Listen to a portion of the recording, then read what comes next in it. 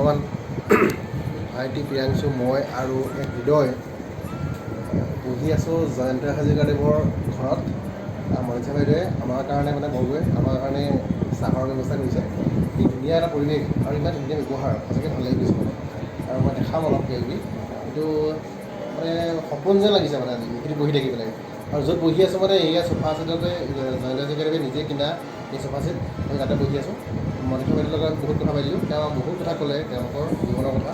মহান ব্যক্তিৰ মহান ব্যক্তিত্ব বুলি যে কয়, আজি মানে আমাৰ চকুৰ আগত সেইটো কথা পৰিস্ফুট হৈছে। একদম বহু মানে যুগৰ বহু কথা এইটো কোঠাৰ মাজত আপুনি বিচাৰিব। আৰু এইখন বিচনাতে মানে এইখন বিচনা আছে, এই বিচনাখনতে বহি পেলাই জয়ন্ত হাজৰিকাদেৱে গীত ৰচনা কৰিছিল, সুৰ কৰিছিল। আৰু এই ঘৰটোলৈ বিভিন্ন সময়ত বিভিন্ন ধৰণৰ তাৰমানে শিল্পী কলা কৌশলীৰ আগমন ঘটিছিল। সঁচাকৈ এই মানে হিষ্টৰিকেল ঘৰ এটা তেনেকুৱা এটা ঘৰত আছোঁ মানে বহি আছোঁ, নিজে ধন্য মানিছোঁ মানে আজি সঁচাকৈ। মানে যি নাহিলে মানে যি বুজি নাপায় মানে এইটো মানে ক'বলৈ ভাষা নাই মানে আচলতে। ভাবিব কোনে নোকোৱা সমনীয়া মানুহে মানুহৰ বাবে।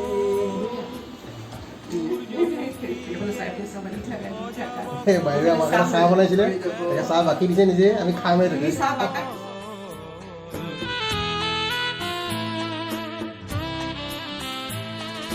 চন্দ্ৰ তৰা হাক মাৰিয়ানি ঠেকিছি পেলাবৰ হ'ল, সূৰ্যমুখীয়ে সজাব কাহানি ব্যথাৰ সমাধিত